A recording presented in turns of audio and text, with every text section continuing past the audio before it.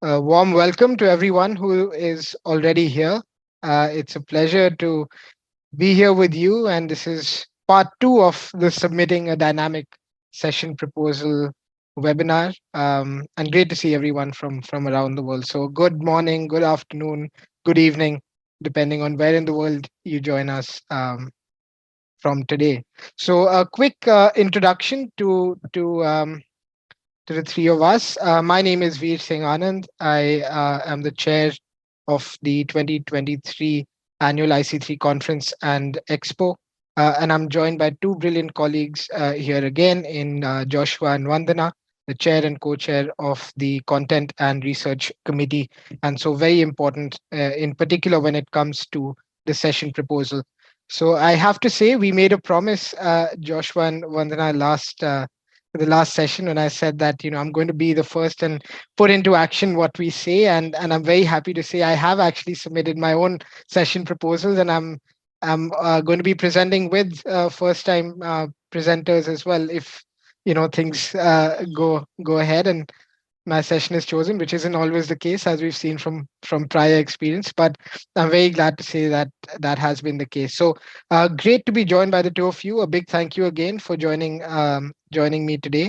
And why don't I let you start?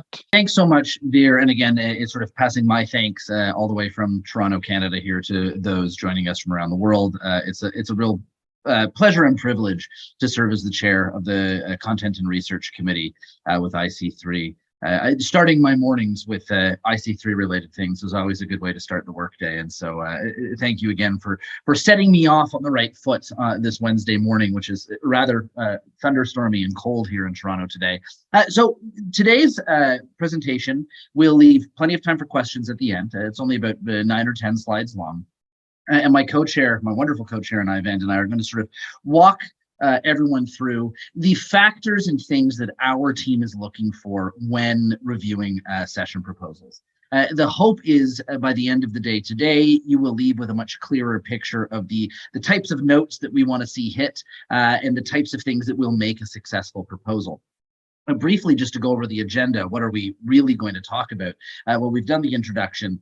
In a moment, I will relinquish the microphone to Vandana, who will walk us through our theme and sub-themes, really defining and critical context for the 2023 annual conference.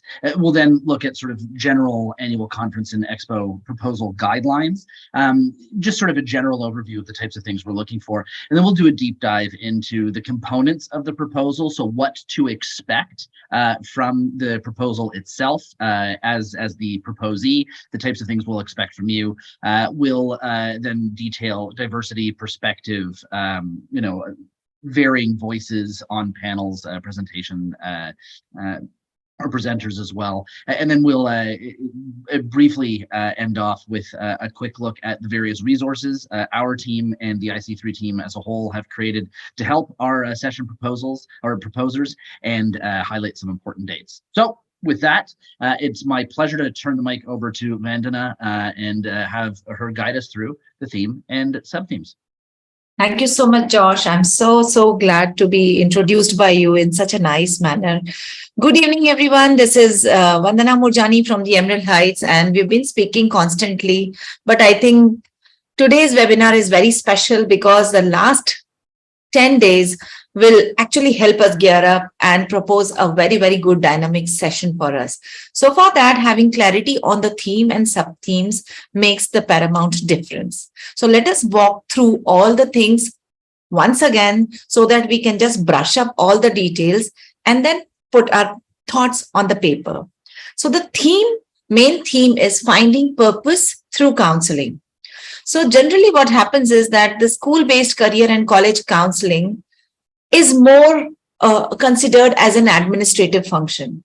But if we try to implement it intentionally and authentically, it can actually elevate the experiences and outcomes in school and transform our society by launching young people on this critical journey of discovering purpose in their lives, which is so much crucial, and our sessions are going to help them.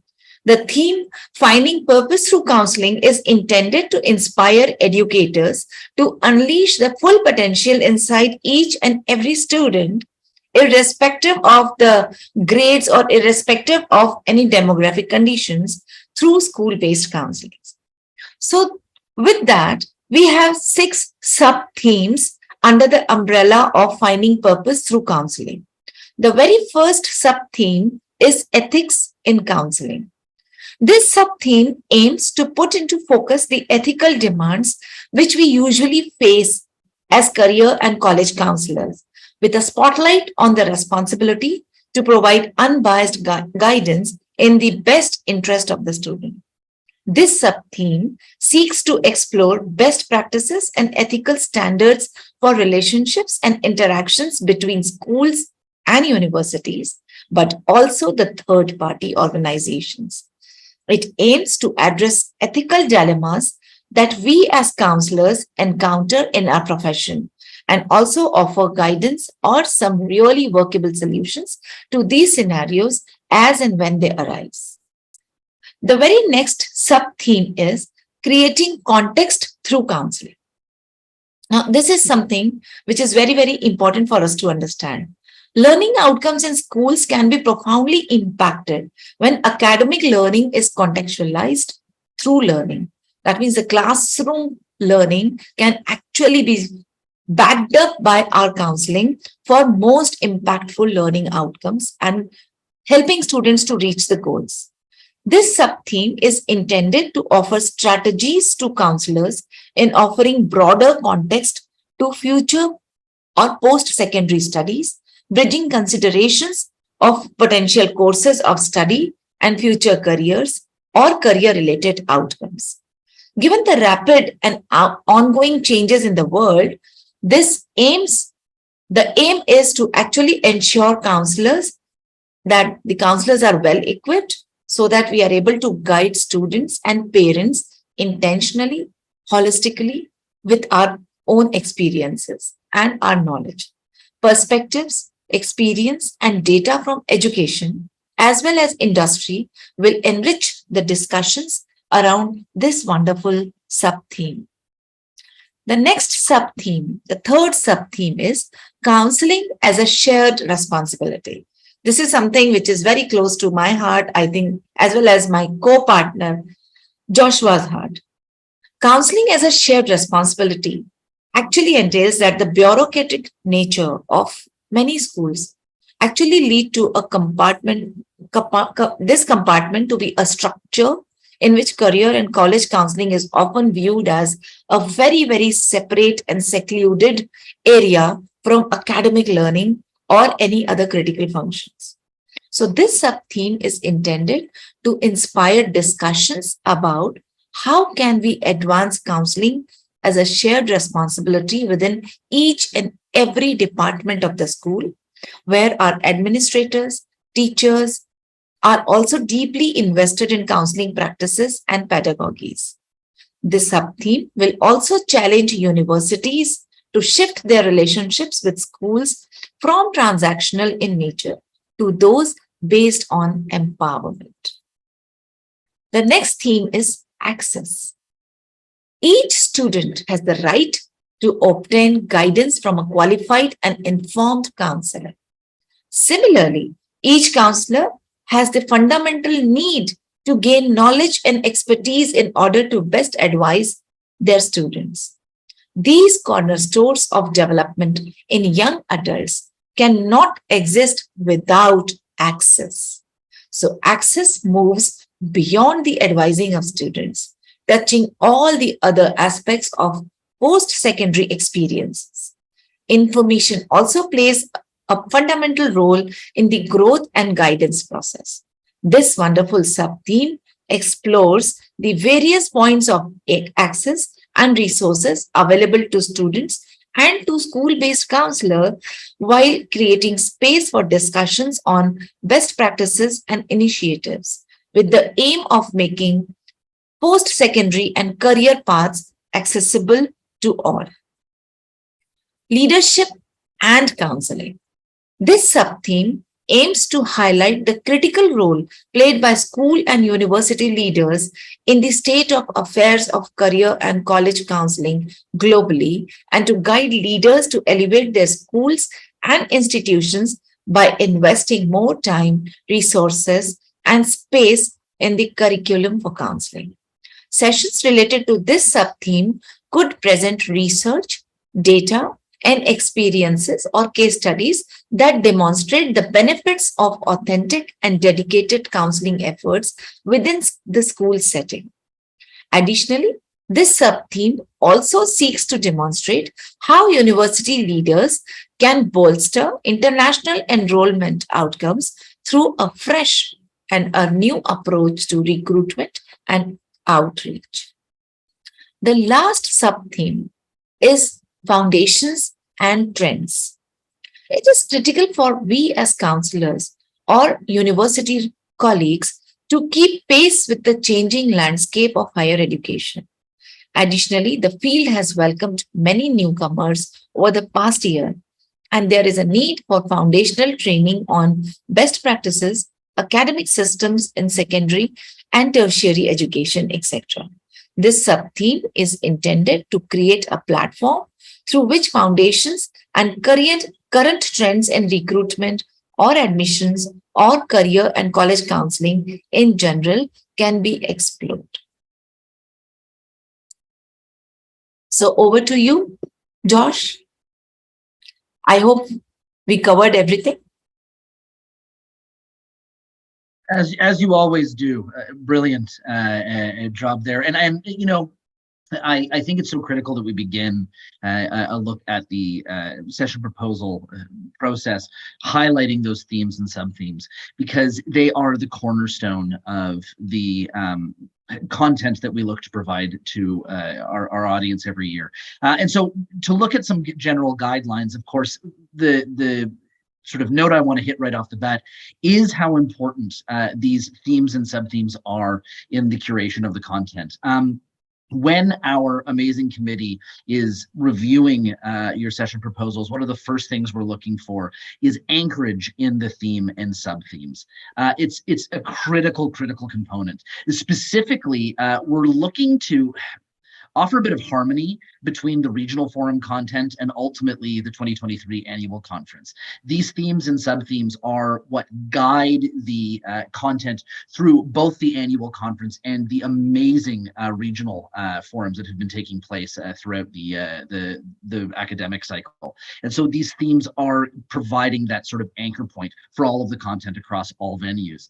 Moreover, these themes really are intended to act as guides to provide parameters to our potential content providers to ensure that it's targeted and that it isn't repetitive. And that's something I really want to highlight. And we will discuss this and when we highlight resources, but maybe worth dropping a note here that you can actually review some amazing recorded sessions from previous years on the YouTube channel. And not only will that, I hope, inspire you to provide content of your own, a proposal of your own, but it also helps you realize just how hard we work to avoid repetition and that each session is fresh and offers new perspective. The other thing I want to highlight here is clarity and focus. When our team is looking at a proposal, a strong proposal is always one which leaves our team with very few questions about its subject, its intended goal, and its scope. I have found in over a number of years of doing this that even when I'm putting a proposal together myself, whether it's for IC3 or another conference, it's really easy for a proposal scope to grow as you write it. You know, all of us are professionals, I think, with a great deal of perspective to add. And I find that even when I'm typing up a proposal, I'm going, oh yeah, and this, and oh yeah, and I can add that, and this idea expands on what I've just written. And when it grows so much, suddenly the scope becomes loosely defined. Suddenly the goal of the proposal becomes perhaps far too broad. And so we're really looking to keep these things focused, grounded in the themes. And again, it's that clarity and focus that really stands out to our team members. We will often find maybe 2 or 3 proposals which offer similar content. The one that our team walks away from without any queries and questions about, and without a feeling like there's a lack of definition, this is always the one that will be selected. And this is a great segue into another point, which is detail. I cannot stress enough how confident a proposer must be in providing detail. Don't be afraid of detail. That changes, adjustments can always be made, and feedback from the committee can and maybe should be expected if it's a strong proposal. And I know it may seem counterintuitive. When I put together proposals, sometimes my initial instinct is to leave maybe something a little vague because I don't want to lock myself down on something, or I don't want to seem like I am unable to adjust or shift scope if needed. But really, you can't be afraid of that detail. Again, that detail is what provides our committee with the confidence in your session proposal and the clarity that is required to sort of feel like we can go ahead with it. Vague proposals are always overlooked for those with specifics. Being specific in no way weakens or limits the final session. It does, however, offer our committee that clear foundation upon which to assess the proposed content. Voice. We spoke a lot about this when we did this webinar early last month, and I want to reiterate it here. Who is speaking? Whether it's the presenter or a panel composition, this is critical. And I know in past there have been rumors or concerns that seasoned presenters at IC3 would be favored, and I can't stress how inaccurate that is. We're looking for the best content, and if that comes from a seasoned presenter, fantastic. And if it comes from a brand new member of the IC3 family, wonderful, fantastic. And in fact, we are looking and encouraging seasoned members, just like Veer mentioned off the top, to include and invite new IC3 family members to be co-presenters, to sit on panels with them, to offer that diversity of perspective. The CNR committee really does need a full outline of panel members and their bios and their professional background when we're considering them as voices for the panel. We can always, again, suggest changes or adding additional panel members if we need, but we really do need to know as much as we can about the folks that will be lending their voices to the presentation. Because again, as I think we all know, IC3 is very, very clear on its stance that, we're not looking for sponsored content. We're not looking for a lack of diversity. If everybody on a panel is coming from a single institution or a single body, it would, for lack of a better term, offer a lack of diversity in the voices. And we're really looking for that diversity in voice. So that's critical in this case. And that leads me, of course, to the next slide. And I'll pass the mic back over to Vandana, I believe, in this case, if I can get the thing to go. There we go. Proposal components. There you are, Vandana. Very well said, Josh. Thank you again. So, before I actually proceed to the proposal components, I would echo with Josh's point that we as IC3, we are focused on quality content, and we don't actually look who is the speaker, whether the seasoned or quality and over quantity one, and then also the relevance to any of the themes is important. And personally, what I feel is that the best of the content actually comes with our own experiences, whether these are the experiences of struggles and what were the solutions that we found out that really worked, or maybe the best practices that are working very well with us, or even maybe some case studies that we have dealt in an effective manner. So I think the reflection of our own experience alongside the things that we are discussing is also very, very important. So with that, let's go to discuss over the proposal components for this dynamic session proposal. The very first component is the session title. Now, this is the introduction to our topic, and it will, in many ways, be one of the USPs of our session. So we have to make sure that our titles are clear, descriptive, and also captivating. They're interesting, catchy. Create a title for the forum of attendees. We have to cater to the audience, the attendees, and we need not look at what our committee is doing. So this was about a short about session title. The next very important is the session brief. This is the real bulk of the proposal. Also, it's live, it's hard. So we need to be sure to consider all the points from the previous slides that we discussed related to clarity, detail, and scope when composing the brief. Please write down all the things that you want to entail, you want the audience to take away, and then pen down your thoughts or the abstract. The next is the sub-theme. Don't leave this theme as an afterthought. The theme should be a part of what guides the session proposal rather than something that a session is shoehorned into as a final step. The speaker details. Now, the speaker details again highlighting the importance of the panel members or presenters. Is there a diversity of experience? Do the speakers complement each other in their professional backgrounds? What are their experiences in the educational background or in the counseling background? All these details will add substance to our session proposal. Target audience. Now, who will be our target audience? Will it be the counselors, or are we intending to attract university representatives or the school administrators?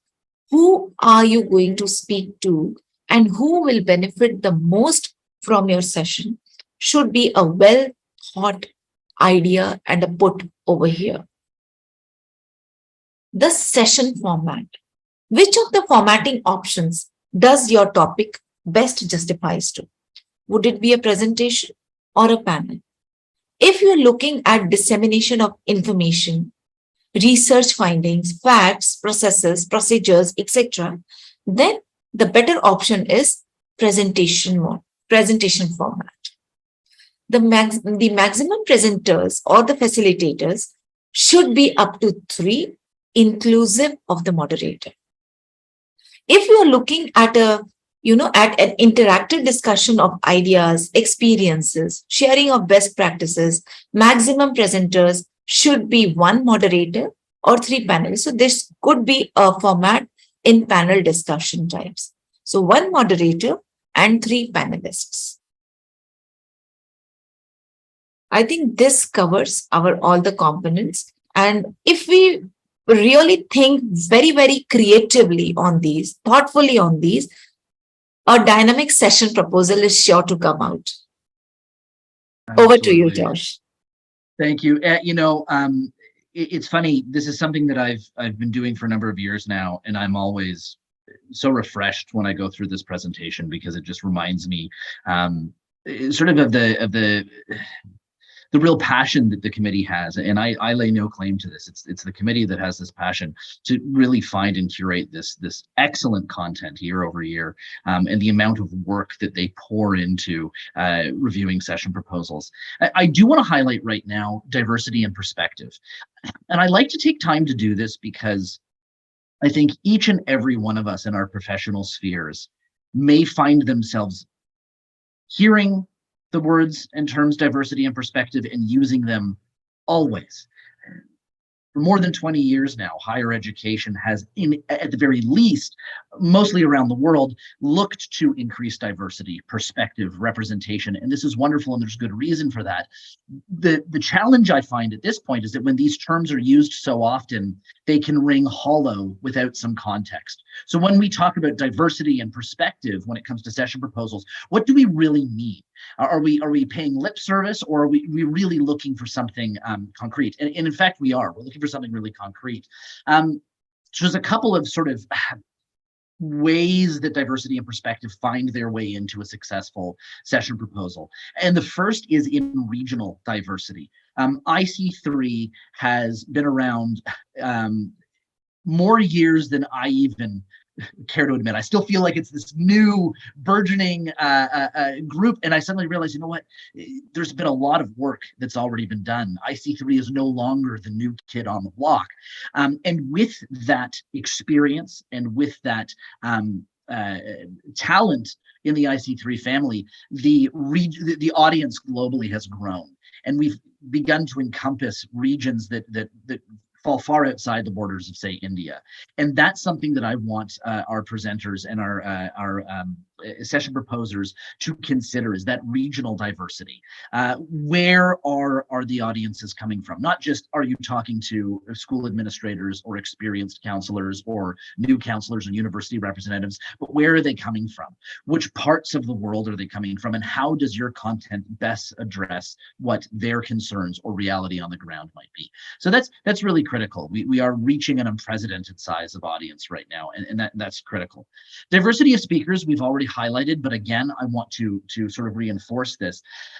We're not just looking for diversity of voice when it comes to institutional representation. We're not just looking for diversity of voice when we look at, seasoned presenters or new presenters.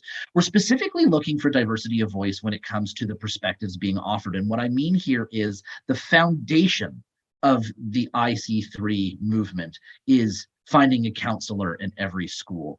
And so I'm imploring those attending today that when you're putting together your session proposal, ensure that there is a place for at least one high school counselor to be a part of that presentation whenever possible. Their perspective, their voice is absolutely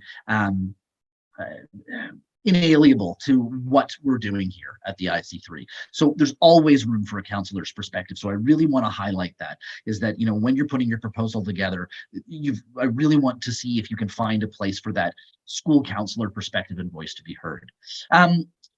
Nested in the two key areas I've highlighted here is also the component of the diversity of the speaker panel itself.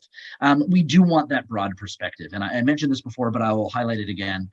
In the past, I have seen brilliant proposals come through with, say, 3 panel members and a facilitator, and they're all coming from a single institution. And that is not to poo-poo the expertise and the professional pedigree that those speakers bring to the table, but it is to suggest that bringing speakers from outside a singular institution adds so much more authority and weight to the content being provided. So again, we want you to look beyond your own sort of niche professional field and look to see which members of the IC3 family and broader you can tap to have their perspective brought in to your session. So with that, I'll move on to the next slide. I've just lost my mouse on my screen here. Myself up to a second monitor. Oh, goodness me. Where am I here? Sorry, folks. See, after 2 years, and I'm still a newbie when it comes to...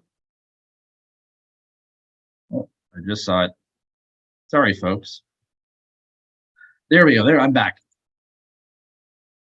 Brilliant. So that's a great segue into the resources. How do you find speakers from outside of maybe your professional sphere? And this is where my wonderful co-chair will highlight some of the resources that the team's put together. I think speakers are all around us. We just need to widen our minds and look around. We are surrounded by wonderful community. IC3 has actually, interconnected all of us so nicely. We're just one click away from each other. But in any case, once you have chalked out all your ideas and all, and if you're still looking for some more resources, then the best resources are go for this call for proposals page on the website. Anuradha can just put the link here. It has all the details again that we've discussed today. Another is like whatever theme descriptions we've discussed today, we have a link to that document so that you can now carefully again refine all the learnings that we did today. And after that, we also have the link to open access collaboration sheet. Now, this is something that I would really want to speak about, because apart from the documents that we will view on the website, this particular sheet has lots of information about who are the people I can collaborate with, who are the people with similar interests or experiences, who are those wonderful colleagues who can actually complement my panel. So this is one sheet which is very, very comprehensive. If you have not entered your details, we would love to have you here. We would love to collaborate with you also.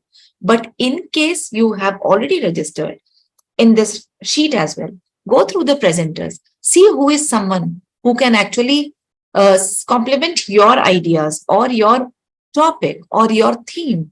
and just reach out. All the details are there, email address. We are more than happy to support you for any further collaboration that you need. In case you feel that you have a brilliant idea and a topic or a theme, but you are not able to find the suitable or appropriate speaker alongside you, still submit the proposal.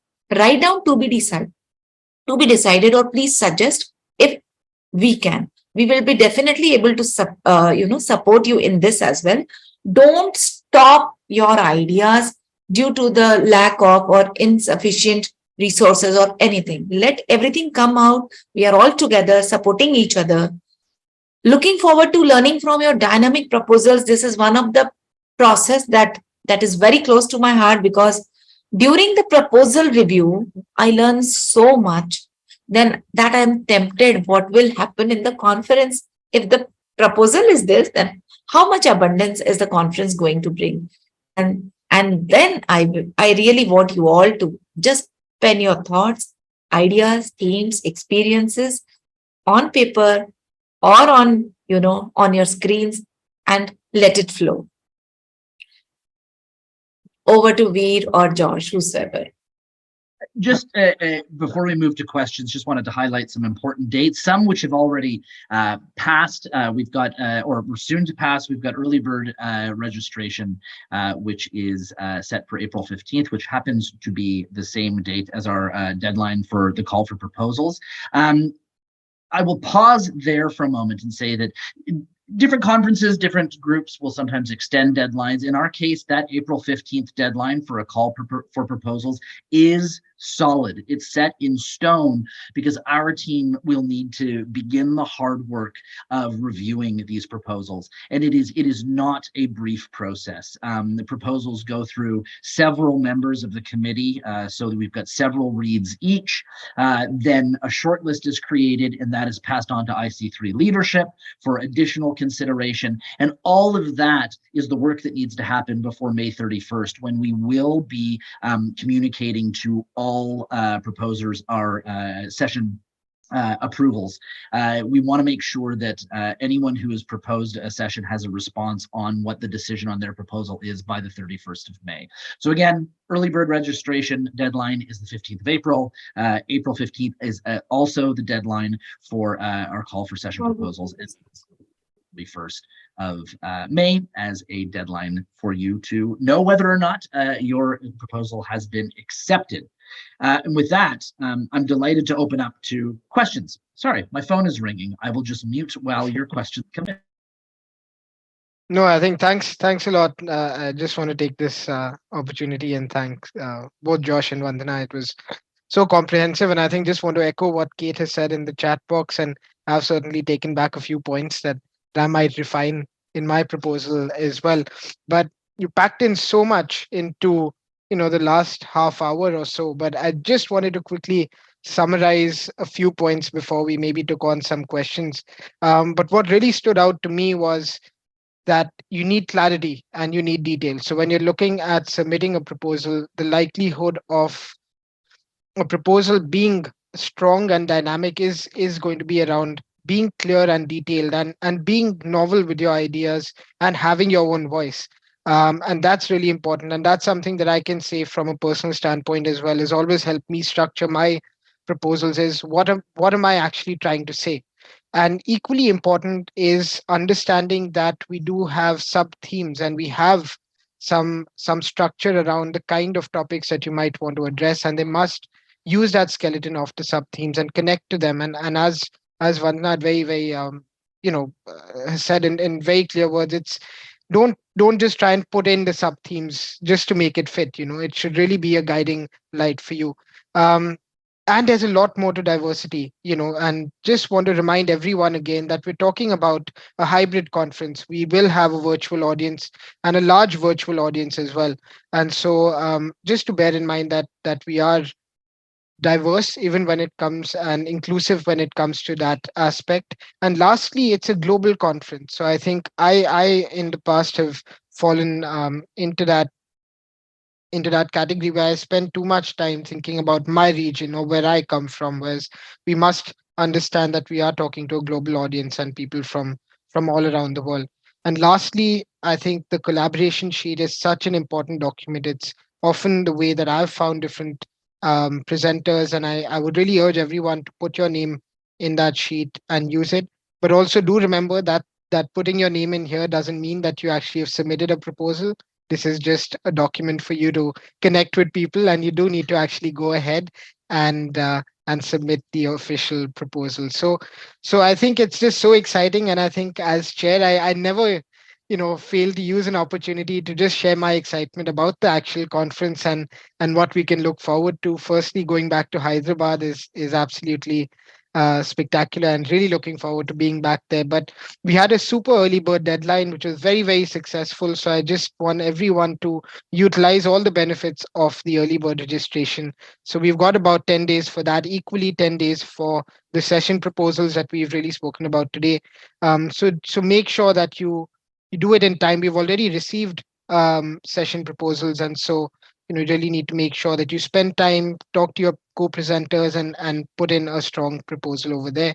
And lastly, for it's something that is very close to me. I in the past have worked closely with the scholarship committee, but if you do have colleagues who are maybe wanting to attend and attend for the first time, then we have scholarships, and we've already received a large number of scholarship applications for the conference. So we want more people to come and benefit from the concerts. That's just something to keep in mind. So with that, I think just as a last point, obviously to understand that the content is so key for the conference, and without good content, the conference will not have the same impact in terms of knowledge and learning. And this isn't a way of self promotion or promoting your institute. This is really about talking about the key areas that we've detailed for you. So it's really exciting. The IC3 community is always um, so giving when it comes to counseling and to needs that we have with the conference. And we've already had leaders who've interacted and discussed different sub themes, and that's something that maybe you can view going, logging on to various pages. And I know that there was something on access, and I know that Josh and I have spoken about ethics in counseling. And when you have these discussions, you realize just how vast and large these areas are, and there's so much to discuss and say that often you can chat for hours and not cover everything. So a lot of scope. And with that, I'm very aware that you will want to move on and ask your questions, so I'm going to stop talking there. And please do feel free to put any questions in the chat box for the three of us, whether it's about session proposals or it's about any questions you have about the scholarship applications or the conference in general. We'll be more than happy to answer all sorts of questions for you. So um, let's have some questions. And equally, I think you will be able to unmute and ask as well. So just raise your hand, and we can have you speak there.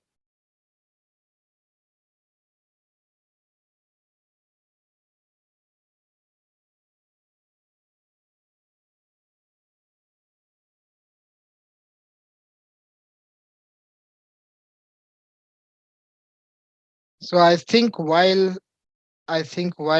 maybe a few colleagues are refining their questions, maybe I can put one across to you, Vandana, and Josh, if you wanted to come in as well. But what was your experience when you first submitted, the first time that you submitted a session proposal? I'll jump. Sorry, after you, Vandana, please. You first. My experience was very, very cherishing. I would still say that I still remember that the session was rejected, but I learned a lot from the process. The very first conference that I attended was also my very first year as a counselor. So I don't know how I dared to actually propose a session, but I did that because I was already into a lot of learning mode.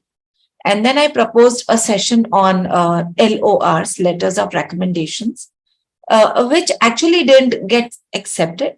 But what I understand and what I really cherish is that when I was in the conference and I attended someone else's session on LORs, I really learned a lot. I understood how to present a session, first of all, and what exactly the session should entail, and also the content should be delivered. And most importantly, when I say that our experiences are our best teachers, that is what had come from that counselor's proposal. So that is my memory. And after that, I have never, stepped back in submitting any of the session proposals. Whether accepted or not accepted is another thing. But most often, I feel that I grow a little more modified and polished when I submit my proposals. I might just add, Yes, John. so with the three panelists here, myself, Veer, who is the conference chair, and Vandana, I will add my voice in saying the first time I made a proposal, it was also not accepted. And I think that's a brilliant thing. I'm happy to highlight that. And because what it shows is how democratic the selection process is. I think if you've got myself as now chair of the committee, Vandana as co-chair of the committee, and the conference chair, all of us have had proposals rejected. That should add a level of confidence to our newest members to say, look, I can put in a proposal as well. There's no nepotism here. There's no favoritism here. This is about the strength of your proposal. And I'm always proud to highlight the fact that the first time I made a proposal, it was rejected because it showed that there was no, oh, Josh, you're on the committee, we're going to give you a buy, or sure, we want to hear from you. And I'm really pleased to hear that. I've noticed a couple of questions in the chat. First was about how long sessions are intended to be. Veer was kind enough to answer it in the chat, but I would like to just verbalize it. Typically recommend about a 35-minute presentation or what have you, followed by time for discussion or questions. There are a number of questions about the scholarship, which Vandana and I aren't really qualified to respond to, being parts of the Content Research Committee, but no doubt Veer and the team will get a response to you there. Just looking through here. Would the team prefer multiple presenters or a single presenter? I think that really is up to you as a proposer. I think that a diversity of voice is always important, but sometimes that can be a hindrance. If this is a presentation and you're presenting quality content based on, for example, research or what have you, that appeals to a broad and global audience, a singular voice may be the most effective way to communicate that. And so I think it really is up to the proposer for the deciding on the appropriate number of speakers, etc. Okay, let me see here. Yeah, I think Josh, there were more relating to the scholarship, and Christine, we can definitely connect post the session, but as Anuradha has already mentioned in the chat box, but we continuously reading and reviewing scholarship applications as well. So I think more than happy to connect there. I would add here as well, just because it's something I didn't mention in the presentation itself, and I'm sort of kicking myself figuratively here for not mentioning it. One thing I'd also want to highlight when we talk about a strong proposal is something that our team has noticed looking historically at the proposals we've got. Year over year, the volume of proposals which are targeting new counselors continues to grow.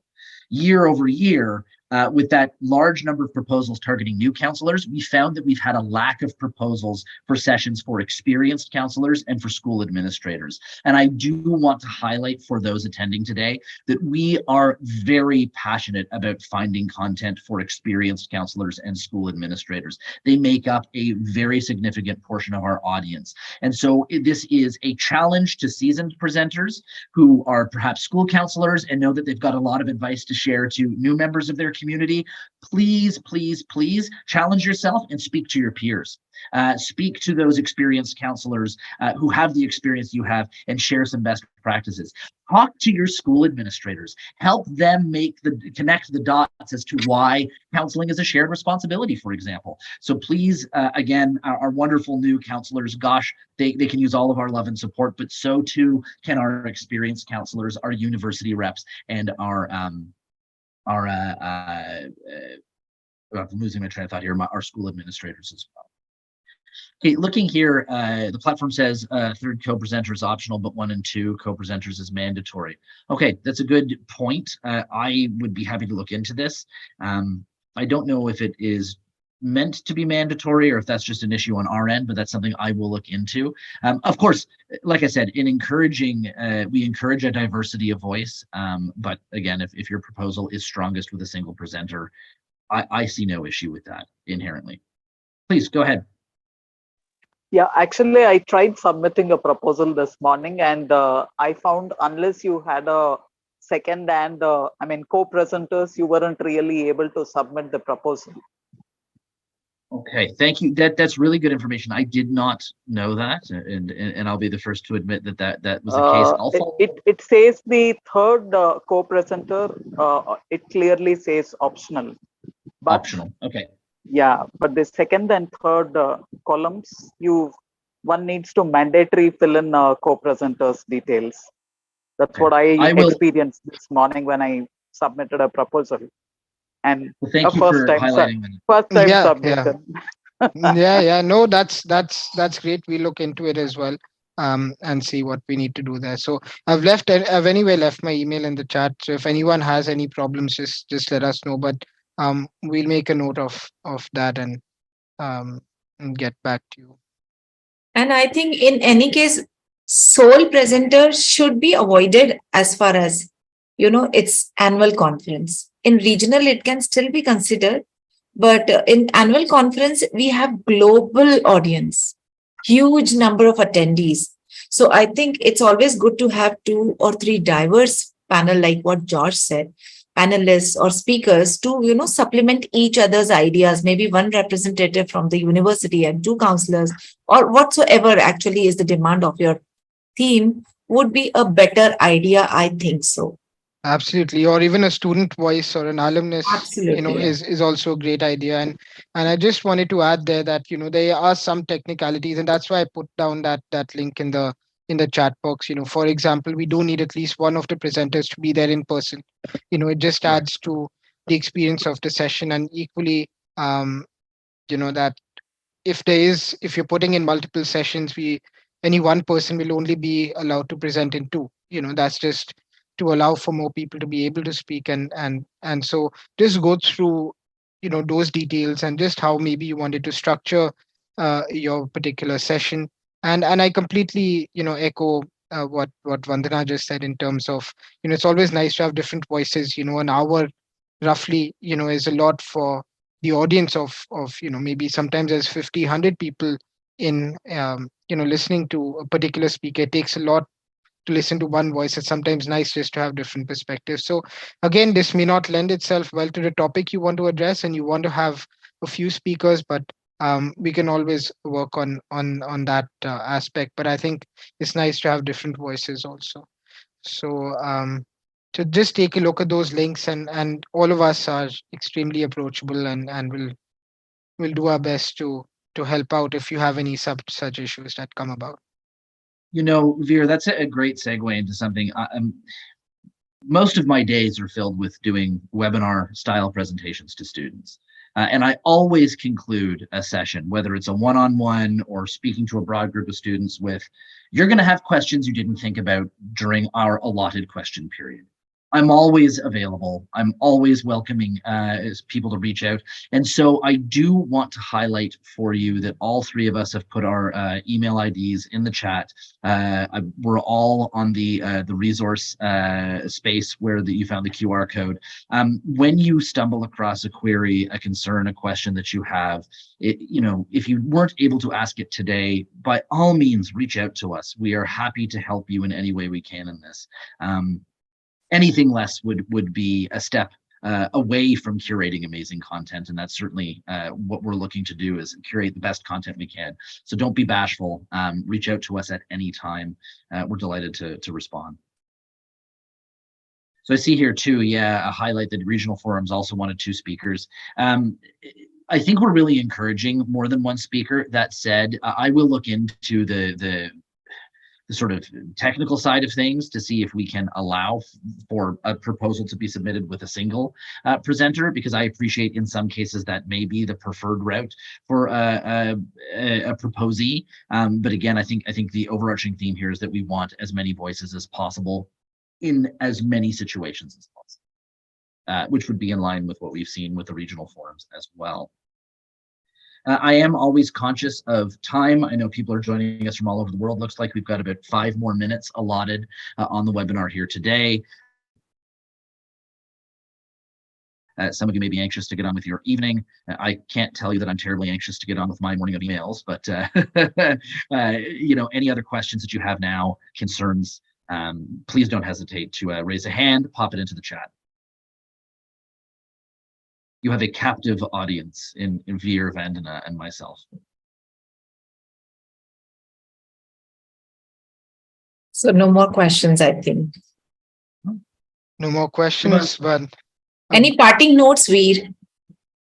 no, I think just a reminder that that you know, we're not going to be extending the deadline, and you know, that's something that Josh already mentioned. But just to reiterate that 15th of this month, so that means you have about 10 days, and that's you know, that's what we should be looking at. And just secondly, I just wanted also to say that, you know, if you are going to be submitting a session proposal, then we would expect normally that you would need to register for the conference as well.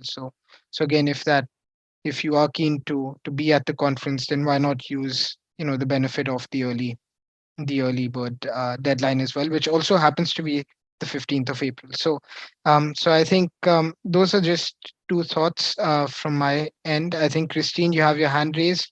We'll take a quick last question then, and then maybe wrap up after that. Go ahead.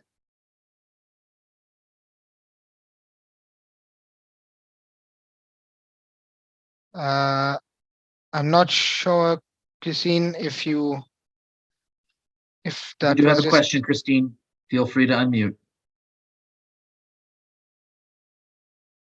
Yeah, I can't seem to hear you. I think we lost her. Yeah, Christine, do come back and you know, if that's easier, or just feel free to get in contact. Yeah, reach out, and we'll be more than happy to answer that as well. So I think with that, I think it's a good opportunity to wrap up this session. And again, just thank everyone involved, including Anuradha, Vandana, Joshua, anyone who helped set this up. And really looking forward to great content at the 2023 annual conference and expo. So thank you all for attending from different parts of the world, and I look forward to meeting everyone in person in a few months in Hyderabad. Hey, Carol, thank you so much. Thank you, Namaste from Content and Research Committee.